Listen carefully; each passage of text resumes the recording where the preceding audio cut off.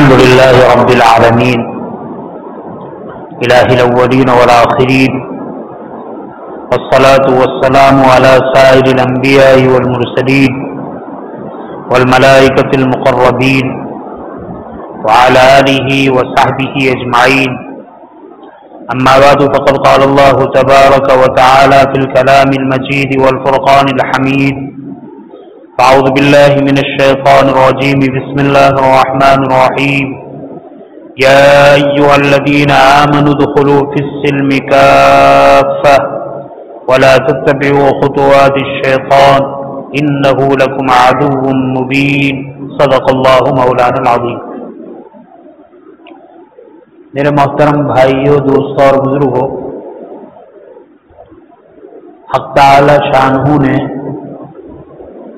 انسانوں کی ہدایت کے خاطر حضرات انبیاء علیہم السلام کو دنیا میں بھیجا، اور انبیاء اور رسول علیہم السلام کو بھیجنے کے ساتھ کتاب ہدایت، دستور العمل، کتاب آسمانی صحائف نازل فرمائے۔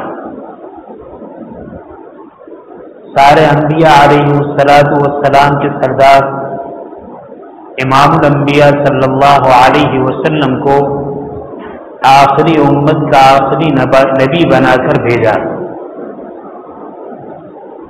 پہلے انبیاء علیہ السلام کی بعثت اس طریقے سے ہوتی تھی، ایک متعین زمانے کے لیے، ایک متعین قوم کے لیے، ایک متعین علاقے کے لیے انبیاء علیہ السلام بھیجے جاتے ہیں۔ جو ان کا زمانہ متعین ہوتا تھا اس میں وہ لوگوں کو دین کی دعوت دیتے تھے، جو قوم متعین ہوتی تھی اس پر محنت کرتے تھے، جو علاقہ متعین ہوتا تھا اس علاقے میں دین کی محنت کرتے تھے۔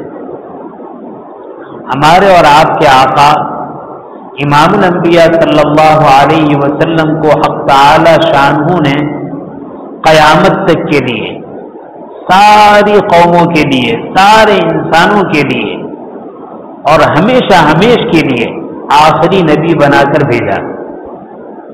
نہ وقت متعین ہے، نہ قوم متعین ہے، نہ علاقہ متعین ہے۔ اس سرزمین پر اللہ کے جتنے بندے ہیں اور قیامت تک جتنے بندے آئیں گے اور دنیا کے چپے چپے میں جہاں کہیں ہوں گے، سارے انسان و جنات کی ہدایت کے لیے اللہ نے اپنے نبی محمد الرسول اللہ صلی اللہ علیہ وسلم کو مبعوث فرمایا ہے۔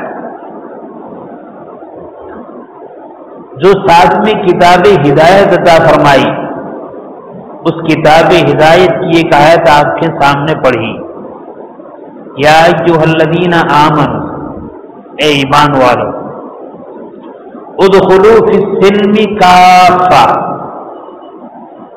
داخل ہو جاؤ اسلام میں پورے کے پورے۔ دیکھو، غیر مسلموں کو نہیں کہا جا رہا ہے کہ اسلام میں داخل ہو جاؤ، ایمان والوں کو کہا جا رہا ہے کہ اسلام میں داخل ہو جاؤ، اور اسلام میں بھی کیسے؟ پورے کے پورے۔ ایمان والوں سے کہا جا رہا ہے اے ایمان والو، یعنی جنہوں نے دل سے اپنے رب کو رب مان لیا، اللہ کے نبی کو اپنے امت کا نبی اور اپنا نبی تسلیم کر لیا، قرآن کو اللہ کی کتاب اور ہدایت کا دستور مان لیا، فرشتوں پر ایمان لے آئے، موت پر ایمان لے آئے، آخرت پر ایمان لے آئے، مرنے کے بعد زندہ ہونے پر ایمان لے آئے، ایسے لوگوں سے کہا رہا ہے۔ اور ایمان والے کون ہیں؟ دیکھو، ایمان والا صرف وہ نہیں جو مسلمان کے گھر میں پیدا ہوا، صرف وہ نہیں جو نماز پڑھتا ہے، صرف وہ نہیں جو روزہ، زکوٰۃ، حج ادا کرتا ہے، صرف وہ نہیں جو عمرہ اور طواف کرتا ہے، صرف وہ نہیں جو ذکر و اذکار اور تلاوت کرتا ہے۔ ایمان والا وہ ہیں جو اللہ کو اپنا معبود دل سے مانے، نبی کو اپنا پیغامبر اور اپنا ہادی اور رہنما دل سے مانے، قرآن کو ہدایت کی کتاب دل سے مانے، اللہ کے ملائکہ کو، اللہ کے رسولوں کو، اللہ کی کتابوں کو دل سے مانے، دل سے مانے وہ ایمان والا ہے۔ ایک آدمی کا دل انکار کر رہا ہے اللہ ایک نہیں ہے، الیاذ باللہ، اللہ کے رسول کو رسول نہیں مان رہا ہے، اللہ کی کتابوں کو کتاب نہیں مان رہا ہے، اللہ کے فرشتوں پر ایمان نہیں لا رہا ہے، موت پر اور مرنے کے بعد زندہ ہونے پر ایمان نہیں لا رہا ہے، اور زبان سے 100 مرتبہ کہتا ہے میں ایمان والا ہوں، میں مسلمان ہوں، میں مسلمان ہوں، وہ مسلمان نہیں ہے۔ اگر دل انکار کر رہا ہے اور زبان سے 10 مرتبہ اقرار کر رہا ہے، وہ مومن نہیں ہے۔ مومن تو ایمان تو کہتے ہی ہے، دل سے ماننے، تو دل سے ماننے والے کو اللہ تعالیٰ کا یہ ارشاد ہے، اللہ تعالیٰ کا یہ خطاب ہے، یا ایھا الذین آمنوا ادخلوا فی السلم، اسلام میں داخل ہو جاؤ۔ یہ کہنا چاہے اے ایمان والو سچے پکے مسلمان بن جاؤ، کافہ اسلام میں پورے کے پورے داخل ہو جاؤ۔ اسلامی مزاج کیا ہے، اسلامی سوچ کیا ہے، اسلامی تخیل کیا ہے؟ ایک آدمی دین کا کام کرتا ہے، کوئی عمل کرتا ہے، لیکن عمل اس لیے کرتا ہے کہ اس میں مزہ آ رہا ہے، یہ ایمان نہیں ہے، یہ اسلام میں پورے پورے داخل ہونا نہیں ہے۔ اسلام کے ہر حکم کو، اسلامی ہر عمل کو یہ سمجھ کر کہ میرے رب کا حکم ہے، اس لیے میں اس کو مان رہا ہوں، اس پر عمل کر رہا ہوں۔ اور ماننا بھی کس طرح؟ نبی کریم صلی اللہ علیہ وسلم کی بتائی ہوئی شریعت، آپ کے بتائے ہوئے طریقے کے مطابق ماننا۔ عام طور پر ہمارا مزاج یہ ہے، دینی معاملوں میں جو چیز ہمیں پسند ہوتی ہے، جس میں مزہ آتا ہے، اس کو تو دین کے نام پر خوب کرتے ہیں، اور جو چیز پسند نہیں آتی، جس پر دل نہیں چاہتا، اس میں ہچکچاتے ہیں۔ نماز پڑھنے میں دل لگتا ہے، 5 نمازیں پڑھ لی، رمضان کا مہینہ آیا، روزے رکھنے کو دل چاہتا ہے، روزہ رکھ لیا، پیسے نکالنے کا دل نہیں چاہتا ہے، جیسی زکوٰۃ نکالنی چاہیے نہیں نکالتے، پیسے بھی ہیں، صحت بھی ہے، حج بھی فرض ہو چکا ہے، بہت لمبا خرچہ ہے، بہت بڑا سفر ہے، مشقت والا سفر ہے، حج کے لیے تیار نہیں۔ اور مان لو اگر زکوٰۃ بھی نکال رہا ہے، حج بھی ادا کر رہا ہے، لیکن سارے اسلامی احکام کو دل کی گہرائیوں سے بشاشت سے قبول نہیں کرتا، اس پر عمل نہیں کرتا۔ حلال مال کو حلال طریقے سے کمانا ہے، طبیعت آمادہ نہیں ہوتی، جو ملے جیسے ملے لے لو۔ دادا کا انتقال ہوا، چچا اور پھوپھیوں کو حق دینا ہے، یہ سب چھوڑو۔ باپ کا انتقال ہوا، بہنوں کو حق دینا ہے، چھوٹے بھائیوں کو حق دینا ہے، طبیعت نہیں چاہتی، تو اس پر کیوں عمل کر رہا ہے؟ طبیعت چاہتی ہے، اللہ کا حکم سمجھ کر نہیں۔ اگر مومن اللہ کا حکم سمجھ کر اللہ کے احکام کو نبی کریم صلی اللہ علیہ وسلم کی بتائی ہوئی تعلیمات کے مطابق عمل کرتا ہے، یہ مومن ہے، یہ مسلمان ہے، یہ پورا پورا اسلام میں داخل ہونے والا ہے۔ اپنے چونچلوں کو پورا کرنا، اپنے شوق کو پورا کرنا اور شوق کو پورا کرنے کے لیے عبادت کرنا، یہ تو اللہ کو کامل طور پر ماننا نہیں ہے۔ دل میں خیال آیا، کچھ پیسے جمع ہو گئے ہیں، تفریح کے لیے نکل جائے، دہلی جائیں گے، آگرہ جائیں گے، کشمیر جائیں گے، دبئی جائیں گے اور فلاں جگہ جائیں گے، چلو ایسا کرو ذرا تفریح حرمین کی کر کے آئے، عمرہ کر لیں، تو مقصد عبادت نہیں، مقصد تفریح ہے اور جا رہا ہے، یہ کامل مومن نہیں ہے۔ کامل مومن تو وہ ہیں سب سے پہلے اللہ کے حکم کو معلوم کرے. میں زندگی کے جس شعبے میں جو کام کر رہا ہوں میرے اللہ کا حکم اس سلسلے میں کیا ہے. میری سمجھ میں آئے تو بھی, نہیں سمجھ میں آئے تو بھی, طبیعت اس کی موافقت کرے تو بھی, طبیعت اس کی مخالفت کرے تو بھی, ماحول موافق ہو تو بھی, ماحول ناموافق ہو تو بھی, اللہ کا حکم ہے اس کو پورا کرنا ہے. ادخلوا فی السلم کافہ, پورے کے پورے داخل ہو جاؤ. آدھا بٹیر آدھا کدھر. جو پسند آیا, جو آسان تھا وہ کر لیا, جو پسند نہیں آیا, جو مشکل تھا, جو طبیعت کے خلاف تھا نہیں کیا. میرے بھائی مومن کامل نہیں, اسلام میں پورے پورا داخل ہونے والا وہ نہیں ہے. اور میرے بھائی اللہ کی نافرمانی کی باتیں تو اور ہیں. جو عبادت کی صورتیں اور شکلیں ہیں, ان عبادات کی صورتوں اور شکلوں میں اگر آدمی دین کے احکام سے ہٹتا ہے تو گرچہ وہ شکل ایمان کی ہے, وہ شکل اعمال کی ہے, پھر بھی وہ اعمال صالحہ نہیں شمار ہوں گے.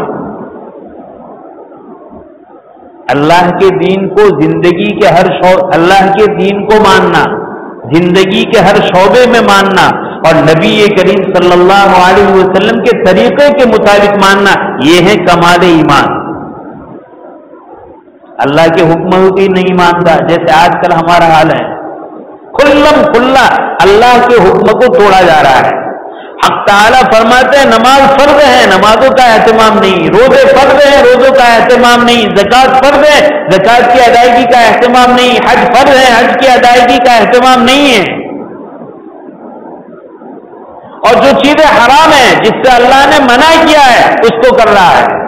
اللہ نے کہا جھوٹ نہ بولو, چغلی نہ کرو, غیبت نہ کرو, بہتان نہ باندھو, سود مت کھاؤ, رشوت نہ کھاؤ, چوری نہ کرو, مال کو غصب نہ کرو, زمین کو ہڑپ نہ کرو, اور کسی کے حق کو نہ دباؤ, بہن اور بھائی کے حقوق کو دے دو, چچا اور پھوپھی کے حقوق کو دے دو, ہر وارث کے حقوق کو دے دے.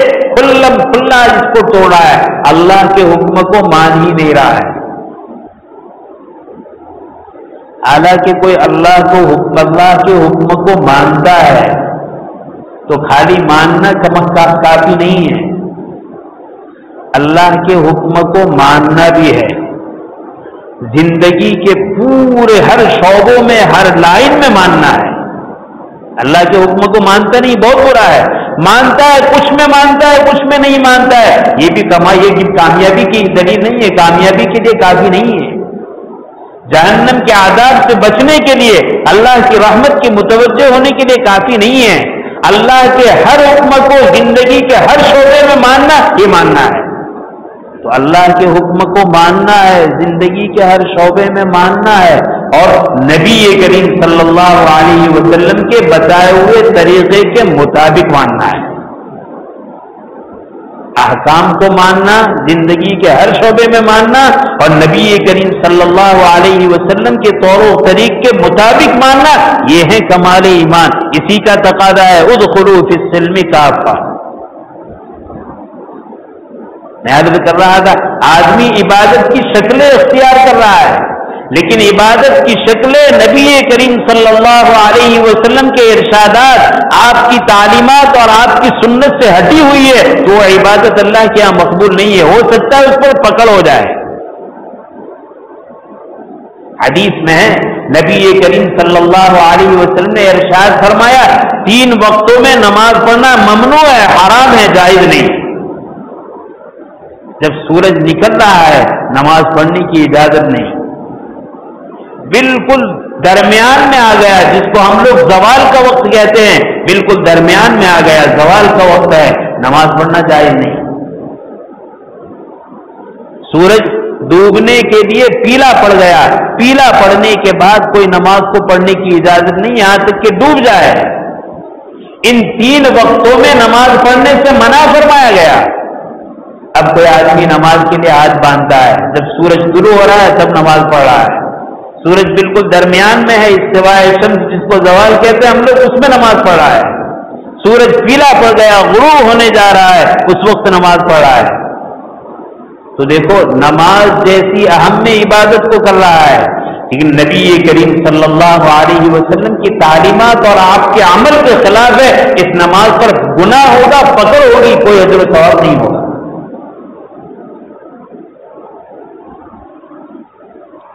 ایک آدمی فجر کی فرض نماز پڑھ رہا ہے اور کہہ رہا ہے اللہ نے 2 فرض کیے ہیں، میں تو 4 پڑھوں گا، نہیں چلے گا۔ اللہ نے جتنی فرض کی ہے اتنی ہی پڑھنی پڑے گی، اس سے زیادہ پڑھے گا تو بھی نہیں چلے گا، اس سے کم پڑھے گا تو بھی نہیں چلے گا۔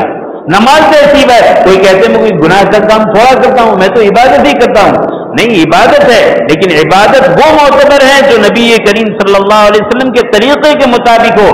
آپ نے پوری زندگی فجر کی 2 رکعت فرض پڑھی ہے، 2 سے زائد نہیں پڑھی ہے، اب کوئی 2 سے زائد فرض کی نیت سے پڑھتا ہے، جائز نہیں، حرام ہے۔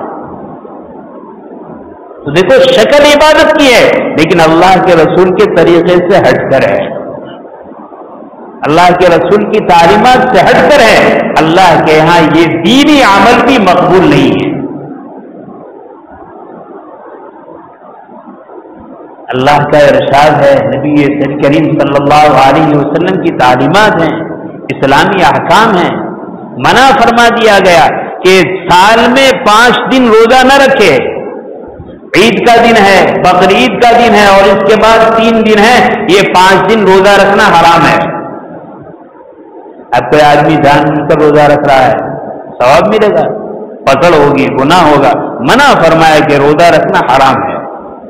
کوئی کہے کہ میں روزہ ہی تو رکھتا ہوں، اتنا بڑا عمل کر رہا ہوں، کیسے؟ نہیں، تو عمل کر رہا ہے لیکن شریعت کے خلاف کر رہا ہے، تیرا عمل دیکھنے میں کتنا ہی بڑا کیوں نہ ہو، تیرا عمل دیکھنے میں کتنا ہی اچھا کیوں نہ ہو، تیرا عمل شکل کے اعتبار سے اور نماز اور روزہ ہی کیوں نہ ہو، جائز نہیں۔